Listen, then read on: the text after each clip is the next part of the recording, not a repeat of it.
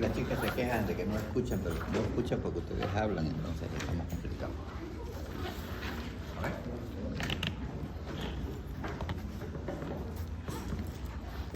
El tercer grupo de órdenes agudos constituye los órdenes agudos obstructivos. Su palabra lo dice, obstrucción. ¿Obstrucción de qué? Del tránsito intestinal. Ese es el concepto de obstructivo. Se refiere al tubo digestivo. Desde el ángulo de Kreis hacia el recto.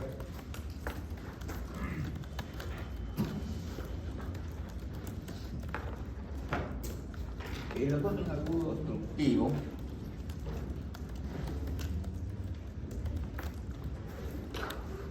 está vinculado a algunas enfermedades importantes.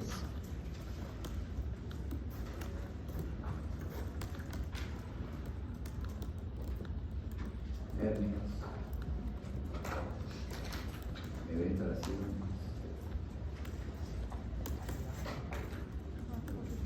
bridas,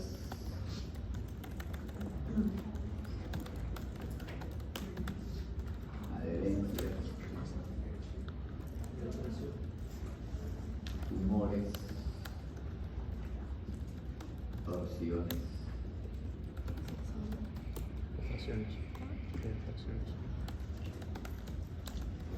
entre otras. Eso para que vamos viendo parte de la etiología. Básicamente, un abdomen agudo obstructivo, como en todo abdomen agudo, hemos dicho que el dolor es el síntoma primario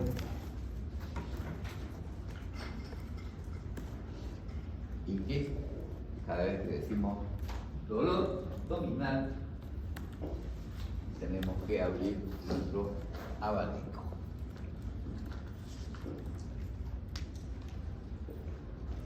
Entonces uno tiene que recordar este proceso obstructivo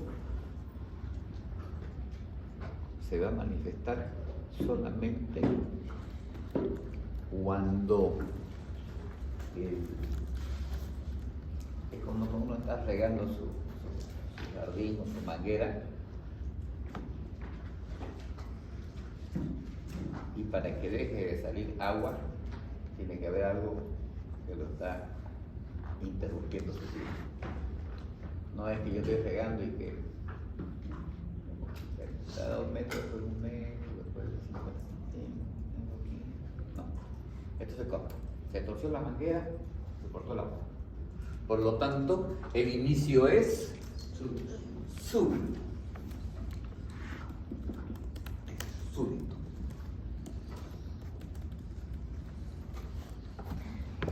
La segunda característica, que el tipo de dolor al inicio es cólico. Dijimos que el cólico era característico de la víscera hueca. Por lo tanto, es la víscera hueca la que está obstruida. Por lo tanto, yo respondo como organismo a querer desobstruirlo yo mismo. Me quedo chupipando. Me han hecho para luchar, entonces yo también voy a luchar. Entonces comienza esa tripa a moverse, tratando de sortear el obstáculo, lo que produce un dolor cólico. ¿Qué quiere decir dolor cólico? Ya lo sabemos. Súbito, de alta intensidad, corta duración y tiene un momento de calma o periodos.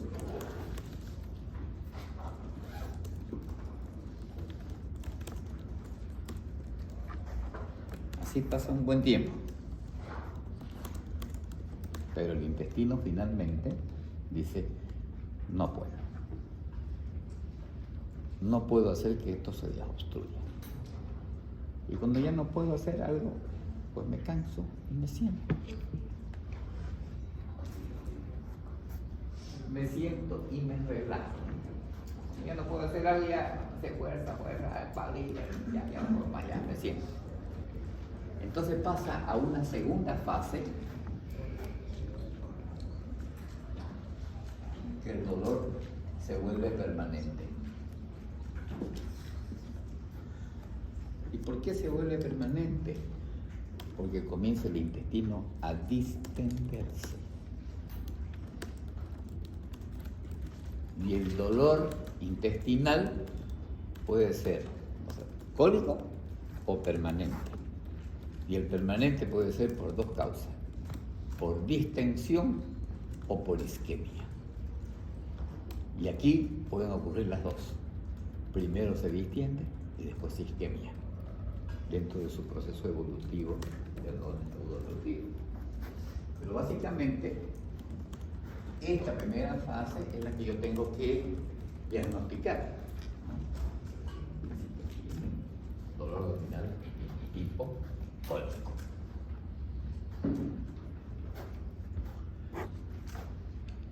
Yo hablamos de la intensidad. Su localización generalmente es medial, en la zona media, que generalmente es intestino delgado, por lo tanto está centralizado su meso, por lo tanto duele en medio.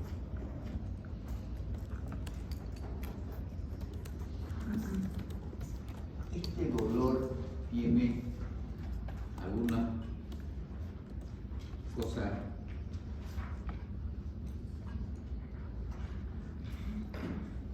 algunos síntomas asociados muy importantes. El primero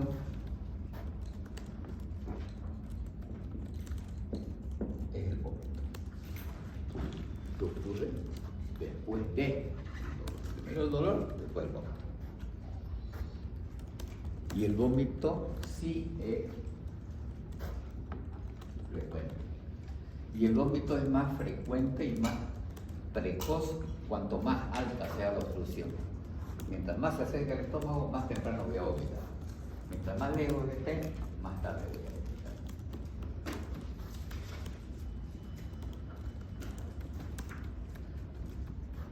La gente se queja de algo que es muy importante.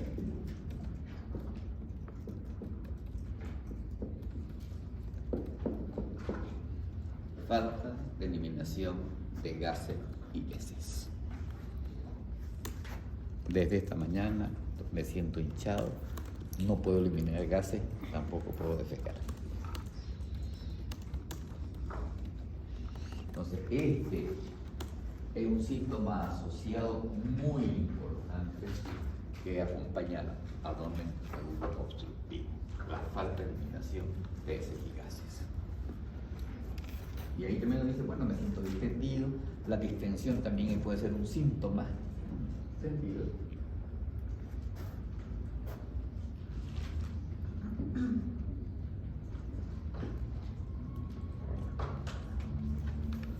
La falta de eliminación de ese elemento clave. Muy bien, ¿no? Entonces, ya con solamente haber preguntado el dolor, ya nos vamos orientando a que dolor de inicio súbito. Bueno, hay hartos de inicio súbito, ¿no? Vimos que inflamatorio, también hay algunos inflamatorios que es súbito, pero no, el perforativo es súbito también. Ah, no, pero este es cólico. Ah, ya hay una diferencia. Ah, pero este también no tiene la dimensión de gases. Ah, ya. Y está distendido. Ah, ya. Ya vamos viendo algunas diferencias importantes.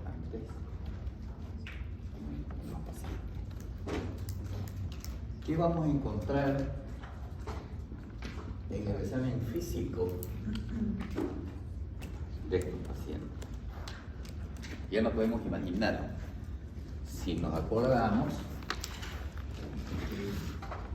Estos abdómenes agudos pues tienen sus 4 componentes, ¿no? ¿Cuáles son?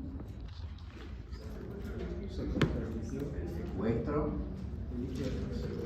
la pérdida externa, el componente séptico Y la necrosis. y la necrosis tisular. ¿Habrá secuestro?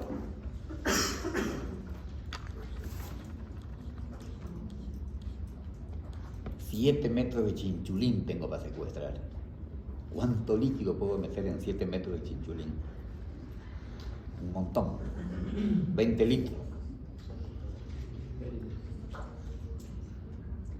Entonces, una de las primeras cosas que voy a ver es que hay evidentes signos de deshidratación.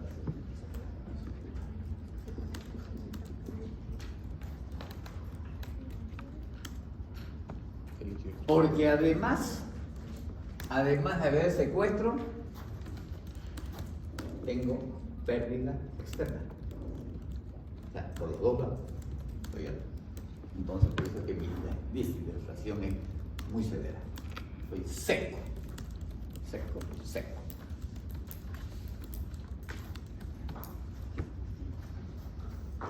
Mi abdomen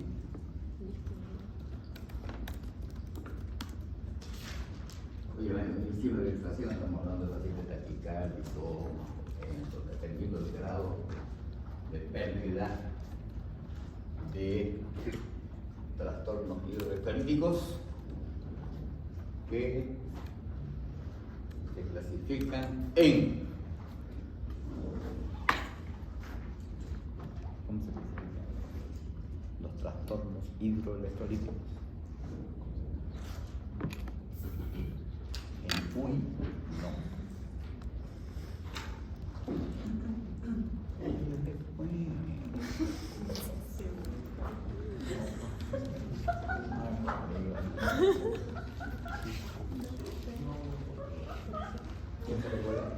Por su concentración, por volumen y por su composición. Trastornos de volumen, que son la hipervolemia, la hipovolemia. Trastornos de concentración, hiponatremia, hipernatremia, hiponatremia, hipercalemia, hipocalemia, hipercalcemia, hipocalcemia, concentración. Y por último, los trastornos de composición, que son las acidosis y las alcalosis, respiratorias y metabólicas. No, son los 3. Entonces siempre uno tiene que pensar, este paciente empieza con trastorno de volumen, pero tiene graves alteraciones de concentración. Cada vómito de sodio, potasio y cloro salen a chorrete.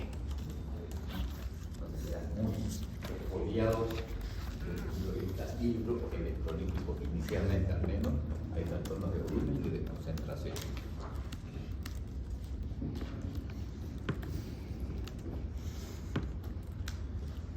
Entonces vamos a ver aquí, para recordar, trastorno del volumen más de concentración. Fundamentalmente sodio, cloro y potasio. ¿Y el abdomen? ¿Cómo va a estar el abdomen?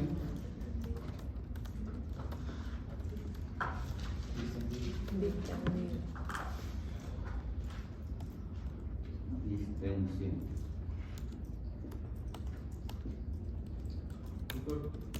¿Cuál es la diferencia entre distensión e inflamación?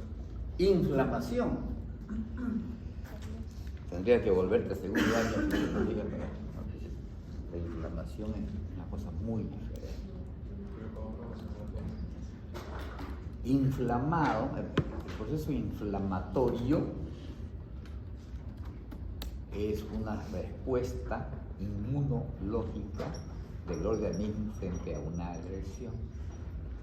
El signo de respuesta inflamatorio sistémico me explica cómo repercute sistémicamente un proceso inflamatorio del endotelio de la microcirculación, que tiene toda esa connotación. Distensión simplemente es aumento de volumen de algo extendible. algo que se distiende. Tu mochila la soqueteo con 3 chamarras y la vas a ver así, la vía distendida, no inflamada. Entonces, si ese intestino se va dilatando, ya dijimos aquí, comienza por dilatación intestinal. ¿Con qué se dilata? Con aire y agua. Por lo tanto, eso se manifiesta clínicamente como un abdomen distendido. Abdomen distendido. Su distensión generalmente es simétrica, generalmente, salvo en el volvulus, que es simétrico. Todas las demás son simétricas. Intenso, adurito, porque está, mientras más pasa el tiempo, más distiende y ya no entra en el continente. Entonces, que estoy indicando que en la ocultación, ¿qué voy a encontrar? Al inicio aumentado. Al inicio aumentado y muy aumentado, Sí. con polvorismo, con fluido de lucha, que acompañan al dolor cólico. Duele y suena la tripa. Pero después, cuando se canse, ya no duele lo mismo. Disminuye mucho. Ay, pero disminuye.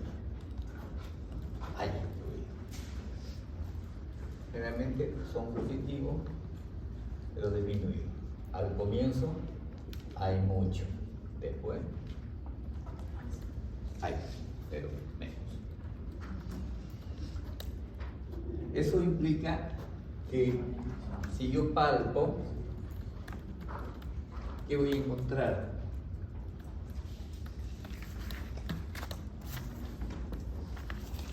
Un abdomen tenso. ¿Ah? Sí, es depresible.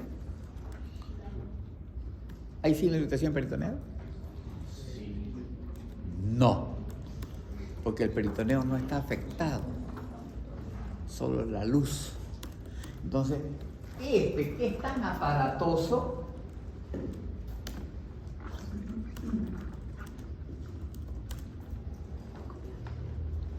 lo caracteriza es que en el examen físico no evidencio signos de irritación peritoneal. Fíjense que es el único de los abdómenes agudos que no tiene. Al comienzo. Pero como dice la definición, es de carácter evolutivo potencialmente grave. Si la obstrucción sigue, la cepa se va a reventar en algún momento. Y ahí ya pasamos a otra cosa. Se va a negrear, se va a necrosar, se va a gangrenar de tan distendida que está. Porque es muy simple. Como adelanto, no vemos cuando veamos el tema. La luz distiende, y cuando distiende la luz, aumenta la presión endoluminal. Y la presión endoluminal supera a la presión venosa. Por lo tanto, dificulta el retorno venoso del segmento intestinal y lo deja congestivo y parece rojo, venoso, así intenso. Sigue aumentando la presión interluminal y supera la arteriolar. Supera la arteriolar, produce ¿qué? Isquemia. Continúa, produce necrosis. Continúa, perforación. Y este pedazo de tripa ya no se para. ¿No? Es el proceso evolutivo, progresivo, propio de los abdómenes agudos. ¿No? Porque tengo que hacer algo para que no llegue a ese extremo. Entonces, en el abdomen no encontramos, y hay que ponerlo bien clarito, no se evidencia signo de irritación peritoneal. Y eso hace la diferencia del uno con el otro. Con lo otro, con el perforativo, con el inflamatorio. No encontramos a no ser que evoluciones de Estamos hablando de las evoluciones finales. Porque al final de cuentas todos los agudos van a negar lo mismo. ¿Por qué? Porque es evolutivo a eso. Todos terminan. Lo dejo para terminar así.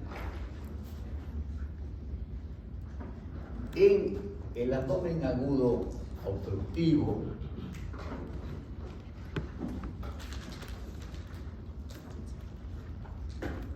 tenemos dos ayudantes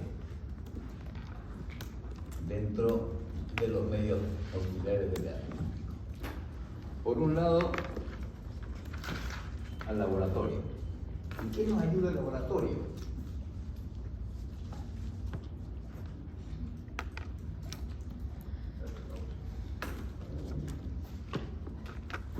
Lindo, güey. Volvemos un paso atrás. ¿En qué ayudan los laboratorios?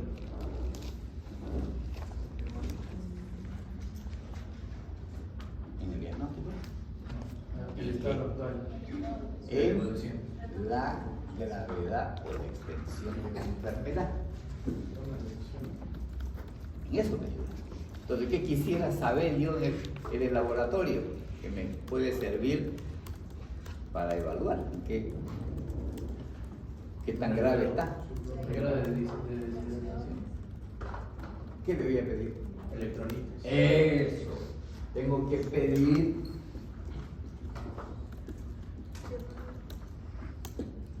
un ionograma. Dígame, no sé, sodio, potasio, cloruro.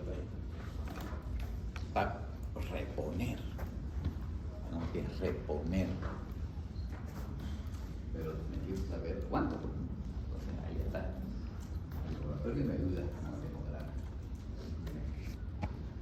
Y en el rayo X me va a ayudar mucho, no tanto a decirme cuál es la causa, sino me va a dar algunos criterios de diagnóstico que me dice que esto es una obstrucción. No, póngale la firma. ¿No? Vamos a ver la tripa dilatada, llena de aire, de líquido. Bueno, ¿qué más? O sea, ya sabía, pero tengo que tener mi confirmación, ¿no? Que tengo un patrón de rayos X simple que me dice lo más probable que esto sea un proceso obstructivo. Y me va a decir el rayos X lo que yo ya sabía, que la tripa está dilatada, que hay un montón de líquido ahí adentro y hay un montón de aire ahí adentro y que hay edema en sus paredes. Ok, ya lo sabía, pero me lo está mostrando, ya tengo una evidencia. Y se acaba el diagnóstico. No hay cómo equivocarse. Pero ¿qué falta? Lo que decía él, ¿y la causa?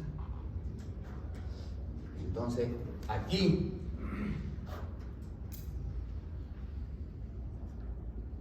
¿qué tengo que buscar? Aquí. En la inspección, ¿qué voy a mirar? Si hay simetría. ¿Ah? Si hay simetría. No. Presencia de cicatrices quirúrgicas. Puntos de línea. 1, 2, 3, 4, 5. Ya dijimos, aquí está. Causa. Y puede estar en mi nariz la causa y no la voy a ver. Si no la busco, obviamente. ¿Y por qué no lo vio? Porque por ahí una señora, una abuelita, y me da no sé qué levantarle la bombacha para mirar la región crural, que puede ser que ahí esté la pelota. Y me la tragué. Por eso el dudoso. Entonces, con eso solucionamos el tema de las hernias. ¿Y qué más? ¿Qué nos queda? Vamos a ver cicatrices para ver si... Eso, detalle de cosas, ¿no? Tengo cicatrices. ¿Por qué? Porque las bridas de herencia quirúrgica, entre las hernias y las bridas me como el 75% de las probabilidades de adenoma agudo. Altísimo. Altísimo. Si encuentro una hernia voluminosa ahí con signos, con todo eso, es un obstructivo y además de causa de una hernia. O lo más probable es que sea una brida o adherencia poquirúrgica. Tiene cirugía previa. El otro 25% puede ser cualquier cosa. Pero lo más importante es que ya tengo una posible causa. ¿Ok? Entonces no nos olvidemos que la inversión es importante aquí, porque además me establece la causa, me explica la causa.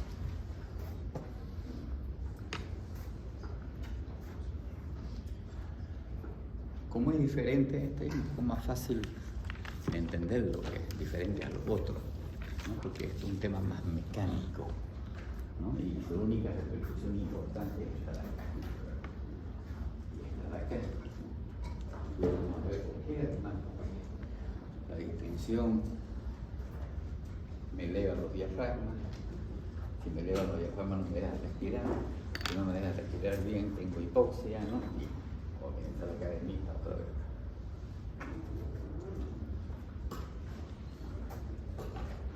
Entonces, ¿qué tengo que hacer?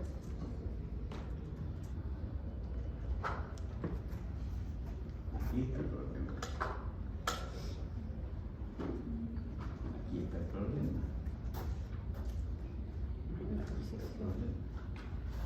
¿Qué tengo que hacer? Meter líquido por montones. Chorro, fácil, mucho. ¿Y para esto?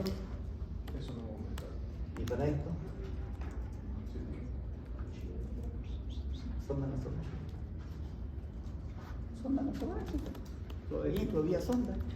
Le saco el aire. Impacta el líquido. Con eso disminuyo.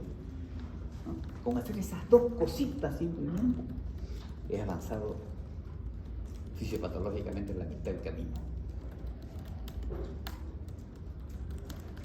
Porque diferente será que yo lo recibo al paciente bien hidratado, con una sonda menos distendido, que me permita operar de una manera apropiada, sin tanta complicación. Dos cosas sencillas. Para eso sirve el entendimiento de la fisiopatología. ¿Qué es lo que tengo que hacer?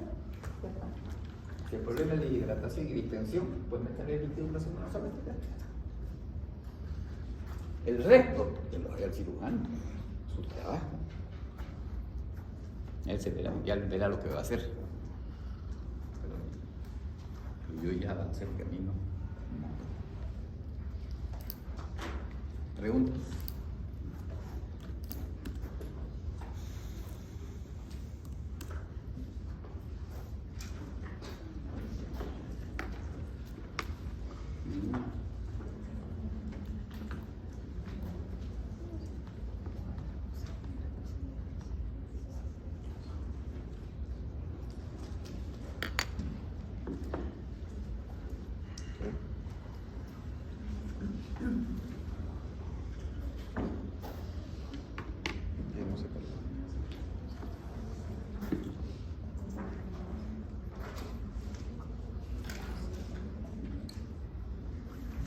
Este otro abdomen agudo de etiología vascular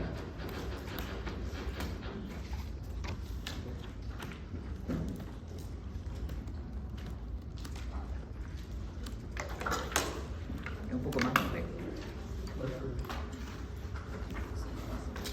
Para empezar, el abdomen agudo vascular generalmente son ancianos. Ancianos que están mucho tiempo postrados, además, o con poca movilidad.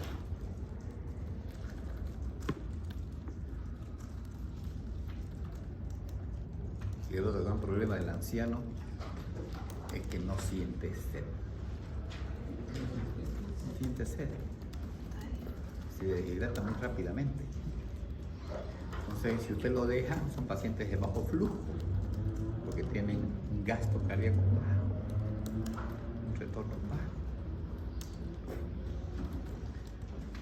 por la edad generalmente sus arterias ya no son las mismas.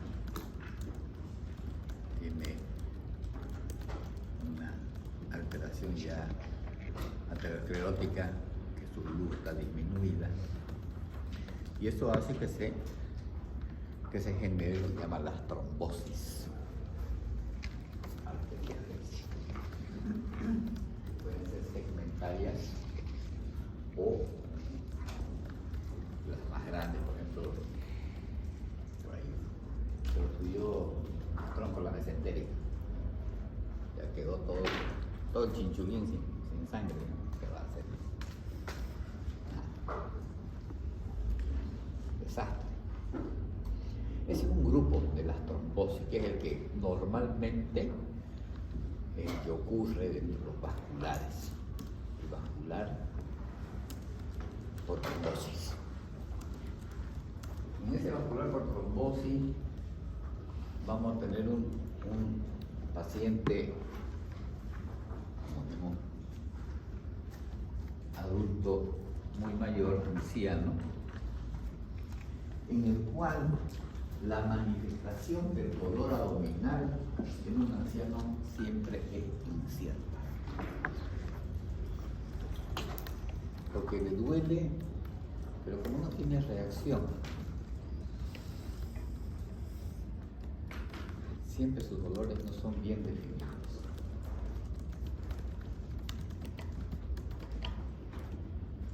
Es un dolor que es insidioso,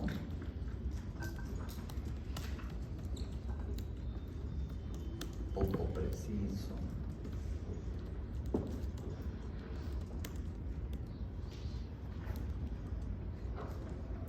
es progresivo.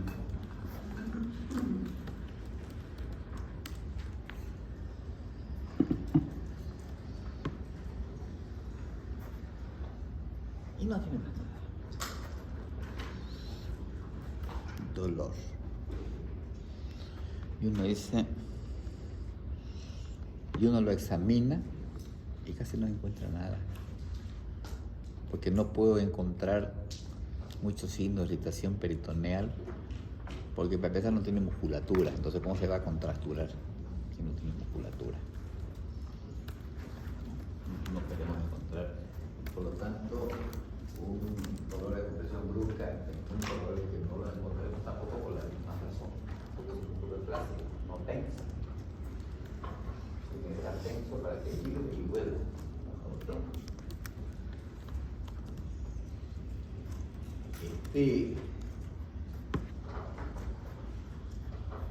Va a tener un poco de distensión abdominal, eso sí, y los ruidos van a estar aburridos. Eso sí, digamos, como cuando un reflejo dependiente del músculo liso, no pasa nada que sea bodego viejo. ¿Ah? Disminuidos o aburridos.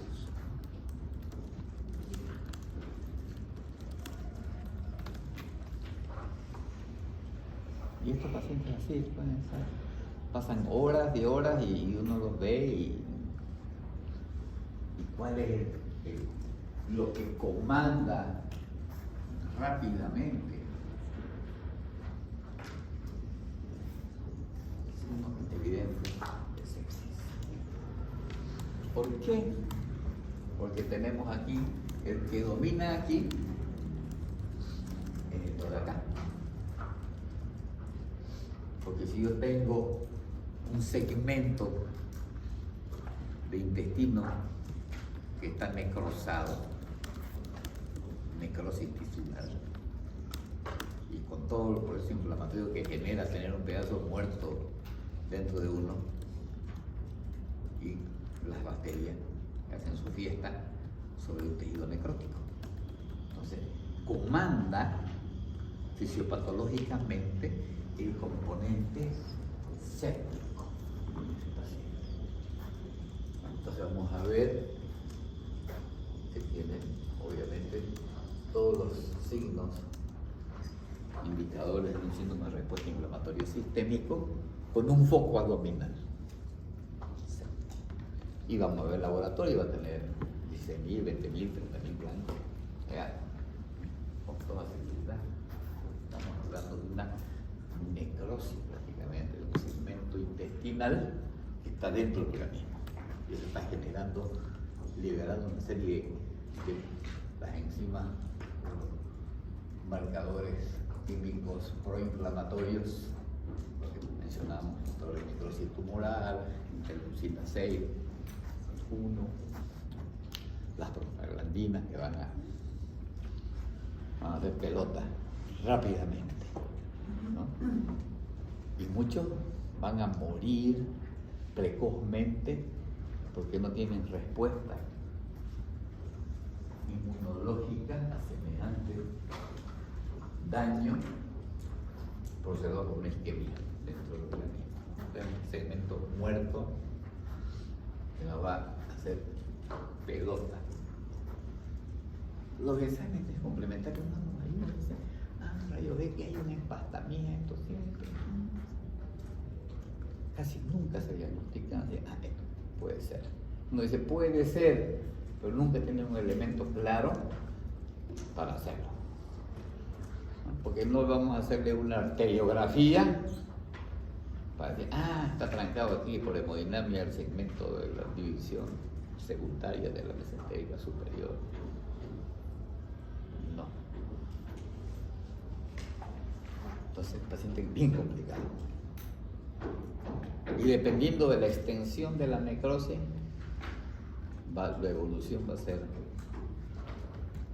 más grave mientras mayor sea el territorio vascular que quedó dañado y intestino sin inflamación. Paciente muy complicado, alta mortalidad, altísima mortalidad. Muchos pacientes no abren.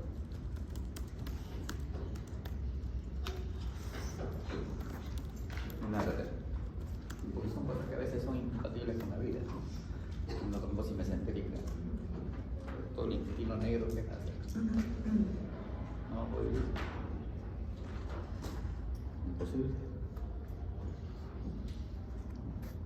Otros quedan con síndrome de intestino corto, porque tienen más suerte. Y tampoco es muy difícil la vida con un intestino corto. Y estás atado a máquina, tienes que hacer alimentaciones enterales y un montón de cosas para poder sobrevivir. Bueno, ese es un grupo. El otro grupo es el de las embolias. La embolia ella es diferente. Va a salir un émbolo del corazón y va a ir a meterse al segmento intestinal. Y ahí empieza con dolor agudo, permanente en dolor abdominal, pero el paciente tiene algo que tiene. ¿Cuáles son las causas de embolia? Fisiopatología, fisiología, cardiología. No.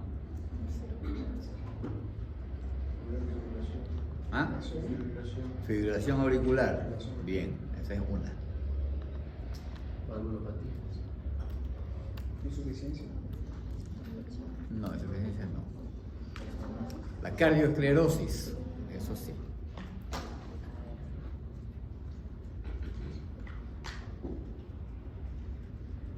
El hipertiroidismo. Hiper.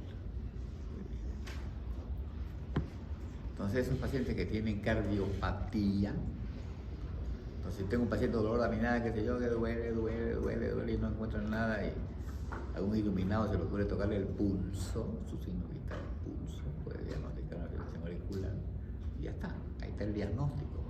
En ese paciente sí le vamos a hacer un cateterismo y vamos a ver de qué segmento es, porque se puede desobstruir y se acabó el problema. Puede hacer una angioplastía del segmento y ya está. Podemos solucionar el problema por hemodinámica. En eso sí.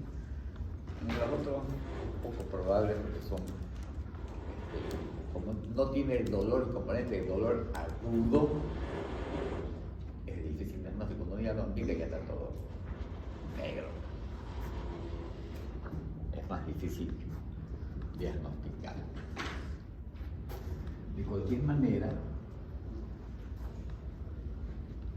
este abdomen agudo vascular, reitero, de difícil diagnóstico y de mal pronóstico en la mayoría de los casos cuando son de origen trombótico.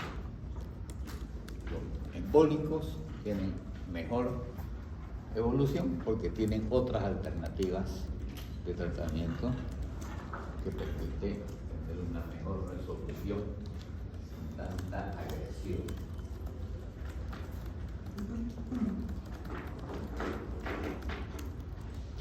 ¿Y qué nos falta? ¿Ah? El hemorrágico. ¿Y qué gracia tiene el hemorrágico? No tiene.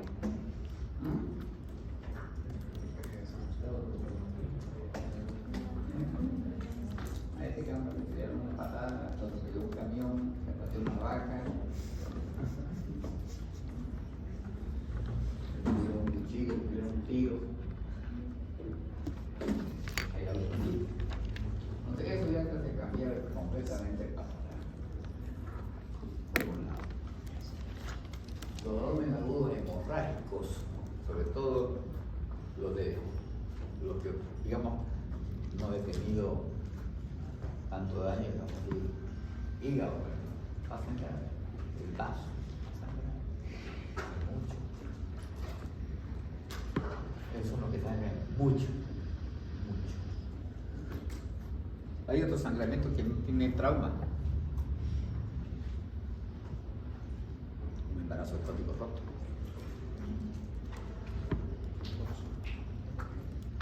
Por eso dijimos que en el interrogatorio siempre tengo que preguntar, ¿qué tiene ah. No completamente me descarta, pero me puede decir, hay un periodo de menorrea, puede ser.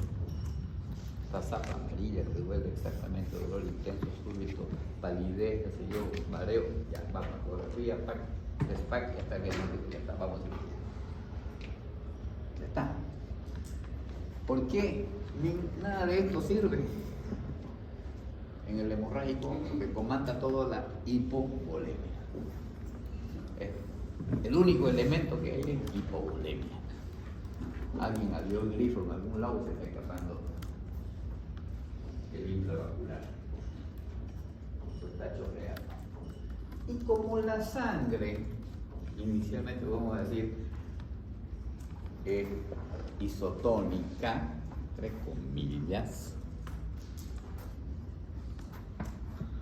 no es tan así.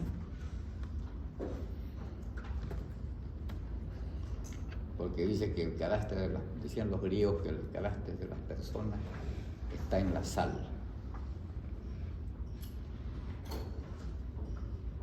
Por eso viene el dicho ese, me ha costado sangre, sudor y lágrimas.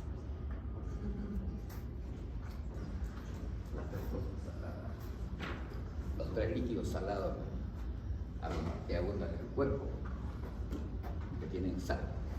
El problema es la sangre, como digo, la sangre es muy buena, es espectacular, mientras esté dentro de su cañería. El rato que se salga, ya nos complica. Porque no solamente nos complica por el mecanismo hipovolémico que produce, sino por el daño tisular que produce cuando comienza a desecar y a quemar todo lo que está a su paso. Todo lo destruye la sangre. La sangre destruye, porque su composición no es tan isotónico que digamos. Tiene otras cositas más, no solamente glóbulos rojos. Entonces, por eso que tiene la ventaja de que como es hipovolémico, pues todos se dan cuenta que el paciente tiene un problema hipovolemia. ¿Cuándo se dan cuenta? ¿Ah? Cuando toma los signos vitales. Por eso empezamos por ahí. Ahí va a tener su taquicardia, su hipotensión, su taquipnea, palidez y qué sé yo. Ya está. El abdomen tarda en reaccionar, no lo irrita tan fácilmente. Tiene que pasar unas cuantas horas, por ejemplo, un embarazo ectópico loco, para que produzca un signo de respuesta inflamatorio en el abdomen, que dé dolor a la compresión brusca, o sea, tienen que pasar unas cuantas horas. No es inmediato, porque no es un líquido, es fisiológico, es parte del estudio. Pero comienza a ir con el paso de las horas, comienza a indicar. Pero eso es tardío, nadie espera tener eso para hacer el diagnóstico. Sin duda alguna que el hemorrágico solamente está ligado a la hipovolemia.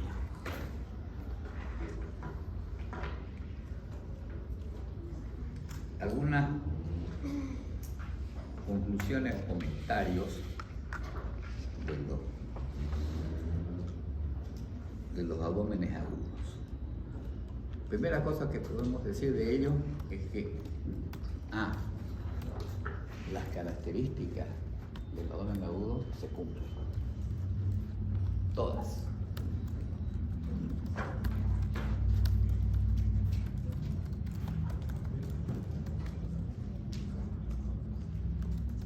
Son diversas situaciones, de diversas etiologías, que está todo enfocado al abdomen, énfasis en el dolor no puede diferenciar uno del otro. Que si yo lo dejo, cada vez tengo menos pacientes, y que si lo dejo del todo se va a morir, quizás mañana se muera. Si tengo un lupus, si lo diagnostico de acá a 15 días, no pasa nada.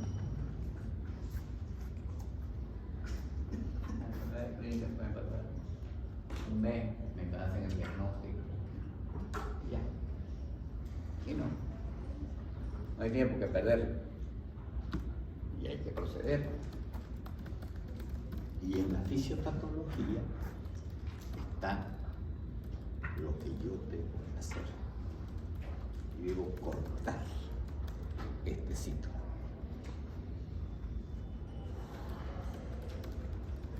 Esos 4 elementos fisiopatológicos comparten los abdomenes agudos, y ya vimos cómo no todos tienen la misma mezcla, y que dependiendo del tipo de abdomen agudo será muy evidente uno de otro. Eso explica ese cementerio que tiene en el texto, le pongo crucecita, eso explica. Uno tiene una cruz, raya, 4 cruces. Puede ser de 1 a 4. Pero si ustedes se fijan a abdomen agudo obstructivo, es un cementerio. ¿Dónde está el cementerio? Aquí. Aquí está el problema. ¿El vascular dónde está? Aquí. ¿El perforativo dónde está? Aquí. Entonces, no todos, si bien todos comparten todo, pero uno tiene más énfasis que otros en su forma de manifestarse clínicamente. La segunda cosa, que los medios auxiliares del diagnóstico no nos ayudan tanto, sino para lo que son, para establecer la evolución, la extensión y la gravedad de la enfermedad. Pero no nos ayudan, sí, en el diagnóstico, salvo algunas cositas. En el perforativo, como un peritoneo, en el obstructivo, con los patrones radiológicos, pero más de eso no es tan claro la ayuda, ni es decisiva, tampoco, que si no la tengo, no puedo diagnosticar. No.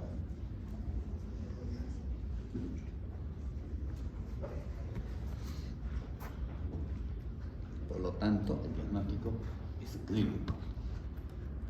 Y si yo logro encontrar las diferencias de los 4, es decir, más complicados, leemos el vascular del lado, entonces inflamatorio, el obstructivo, el perforativo, fundamentalmente, puedo poder clasificar al paciente en el subgrupo. Ya después me enfocaré para ver cuál es la causa primaria que está ocasionando ese tema.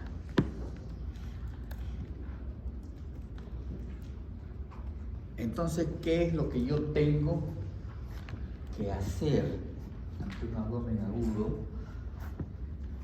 Yo tengo que por lo menos diagnosticar esto es inflamatorio, esto es obstructivo, esto es hipertensivo, esto es hepático. Al menos eso. Si voy un poquito más allá, tengo más experiencia, ya podré ponerle el apellido materno, la causa primaria ya específica. Lo que no puedo dejar de hacer es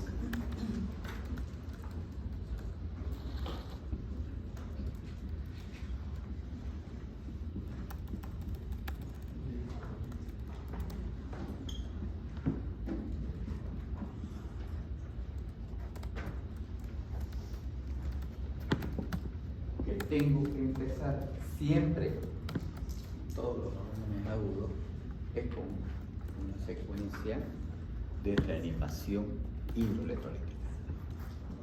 Y teniendo en mente que tiene trastornos de volumen, trastornos de concentración y de composición.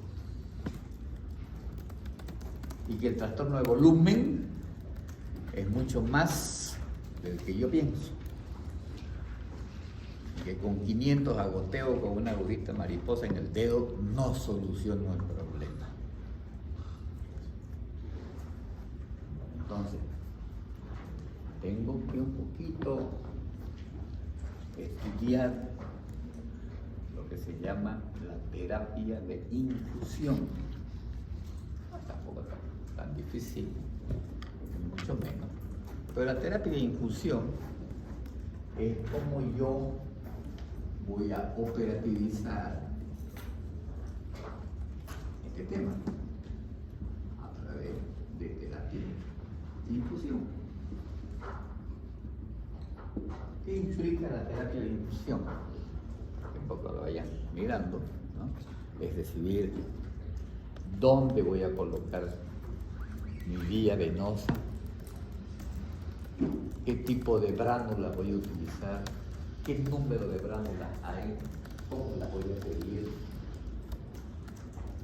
Y los que no saben, además trataremos de que aprendan cómo se coloca una bránula, cómo se fija una bránula y cómo se maneja ya esta reanimación hidroelectrolítica a través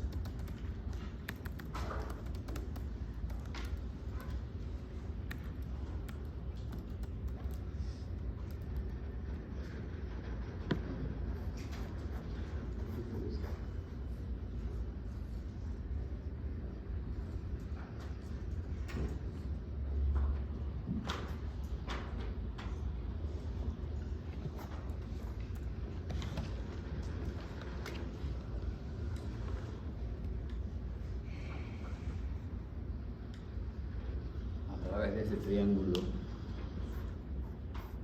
mágico que nos va a decir y va a manejar las tres variables que se necesitan en terapia de infusión: volumen, goteo y tiempo. ¿Cuánto quiero administrar? 1000, 2000, 3000. ¿A cuántas gotas? ¿En qué tiempo? Esas son las tres cosas que debe estar escritas en cualquier reanimación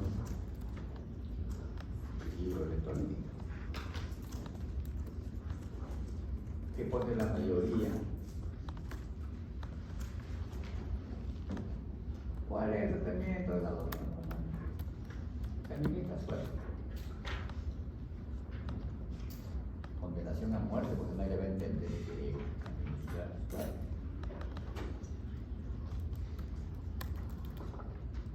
Nadie le va a hacer caso. Pone instrucción fisiológica, también es incompleto.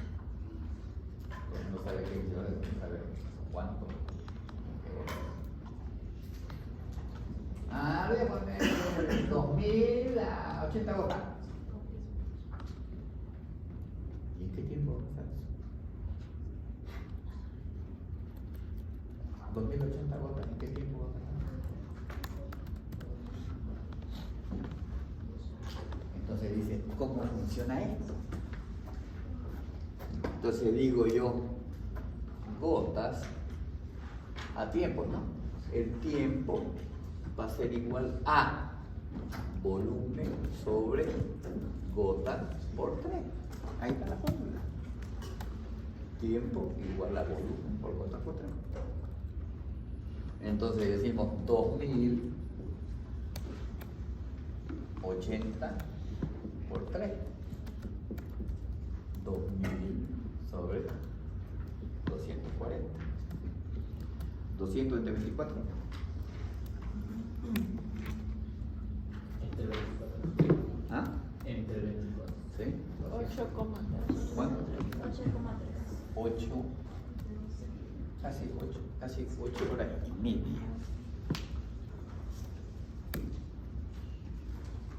Un tercio del día voy a tener que esperar que termine su goteo el señor doctor. No me ayuda. En la emergencia tenemos que movernos con periodos cortos. 2000 en 8 horas.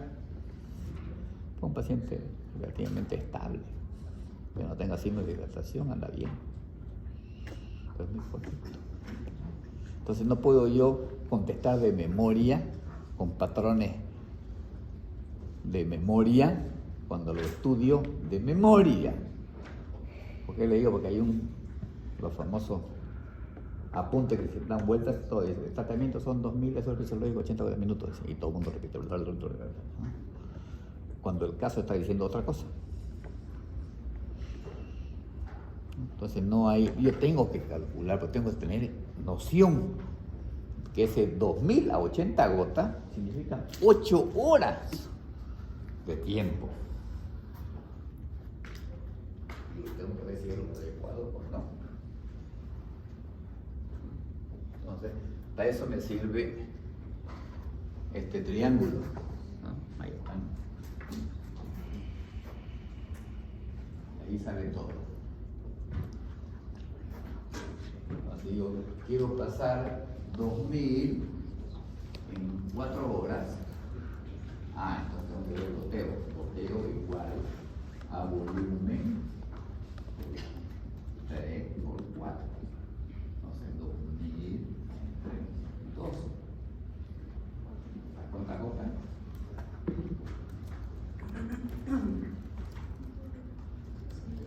¿Ah? 160 gotas. Bien a chorrito, ¿no? Bien diferente. La anterior pasaba en 8 horas. 80 gotas, aquí a 160, doble. Y todo tiene un límite. Porque si pasan los 120, 140, yo no necesito un brazo, necesito 2. Necesito 2 brazos. Ese volumen, corto tiempo, prácticamente estamos creyendo que salga me lleva chorro, prácticamente, o con una bomba de infusión. La bomba se puede mandar ese volumen a esa velocidad, porque ya los sistemas de goteo convencionales ya no nos sirven. Entonces, actualmente todo el mundo tiene que saber manejar bombas. Todas las emergencias, un piso con infusión, y uno hace el cálculo y le pone tic a 160 gotas.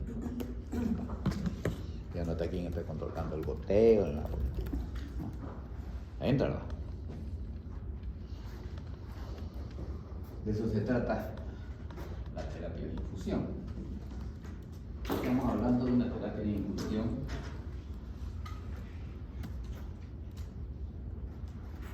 empírica. Y vamos a arrancar con algo tengo que arrancar, ¿no? Con un Ringer. Ya. Mientras nos sale el electrolito, mientras nos salen otras cosas, el ionograma, hay que arrancar con algo, hay que meter el líquido. vamos a ver que esta reanimación electrolítica tiene, el otro día le dije el parámetro de hidratación. ¿Cuál era? ¿Qué tengo que buscar? ¿Cómo sé que está bien hidratado el paciente?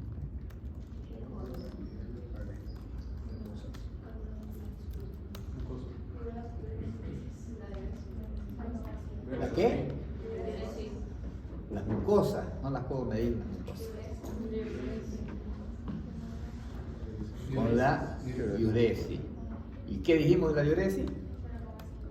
Al menos 0,5 ml kilo peso hora.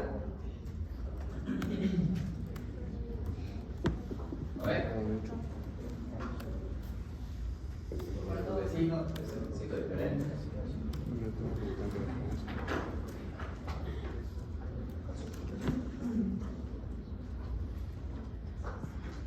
Entonces tengo parámetros.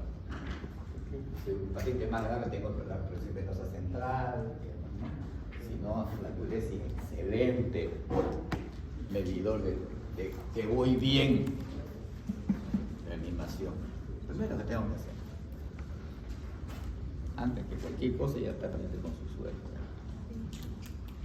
Por eso tengo que saber lo que les dije, las soluciones, cuáles son, las diferencias entre un Ringer normal, un Ringer lactato, con el fisiológico, con el glucosado, cuándo uno, cuándo el otro. Eso se aprende en la terapia de infusión. La segunda cosa que tengo que hacer es asegurarme provisión de oxígeno. ¿Necesita oxígeno suplementario? Sí, no. Necesita, ok, tenemos de eso. Entonces veo vía nasal, con cánulo nasal, con reservorio, sin reservorio, cuántos litros por minuto. Vamos a darle oxígeno, aporte suplementario, ¿no? Porque puede estar un poco de hipoxia en el paciente, dependiendo de lo que tenga.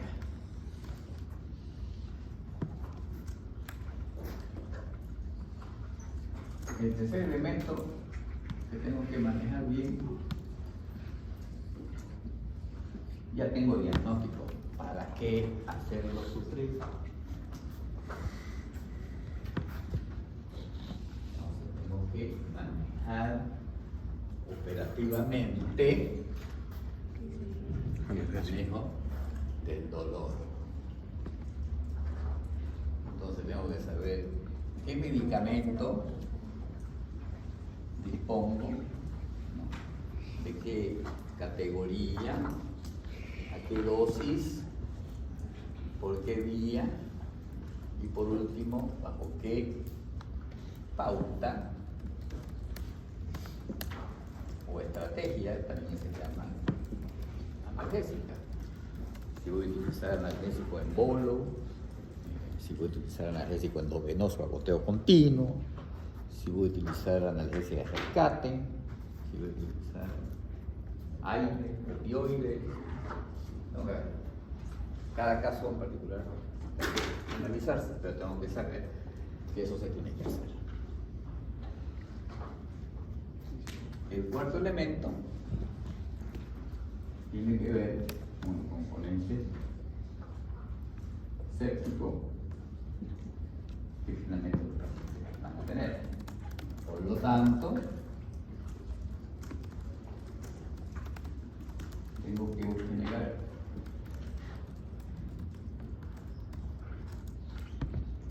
dijimos que las bacterias provocadoras en el abdomen son flora polimicrobiana, en el cual tengo gram positivo, gram negativo y anaerobios.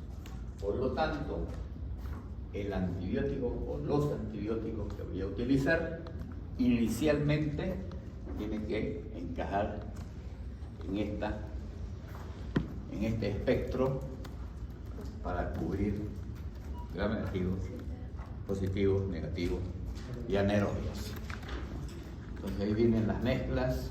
Puedo utilizar una cefalosporina con la quinolona, agregar un midazol o no, utilizar otro grupo Tengo que analizar de acuerdo al paciente. Si es un viejo, si es enfermo, tiene enfermedad inmunosuprimida, seré más agresivo. Si es un joven, además, seré más benevolente con un antibiótico simple por solucionar el tema, ¿no? Va a variar todo. Y el último elemento, ¿cuál era? La necrosis tisular. ¿Qué puedo hacer para eso? Subirle una ambulancia que lo opere. ¿Qué va a hacer el cirujano? Son hechos bellos los cirujanos. Y no hacen casi nada. ¿Qué hacen?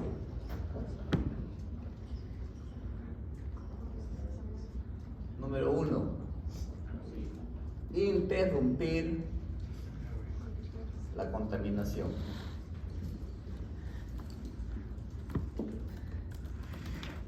¿Está perforado? Sutúrelo. ¿No puede suturarlo? Saque el pedazo.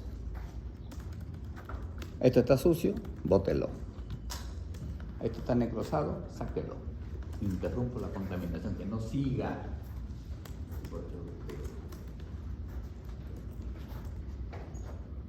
¿Cuál es el segundo?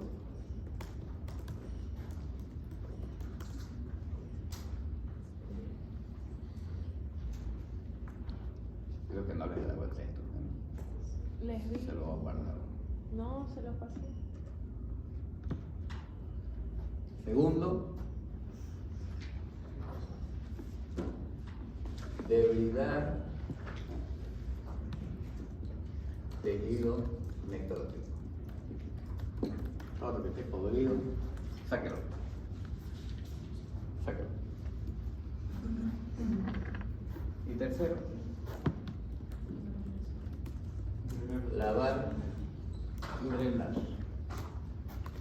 No hacen más. Se resume a esas 3 frases. Todo lo que hace un cirujano ante un abdomen agudo se remite a esas 3 cosas. Colectomía, apendicectomía, colecistectomía, todo. Interrumpir la contaminación. Está necrosado, sáquelo. Está podrido, límpielo. Antes de irse, lave, drene. ¿Sacó? Pero esto funciona cuando esto fue hecho. Si esto no fue hecho, esto fracasa. Este trabajo manual no sirve de nada si no se avanzó fundamentalmente aquí y esto ya se empezó. Pero este es clave. Este es clave. Y esa es responsabilidad del médico de la emergencia, el médico que recibe, el médico de la provincia, el médico de la posta, o sea, diagnóstico metalítico. Ya. Y lo va a pasar. Bueno.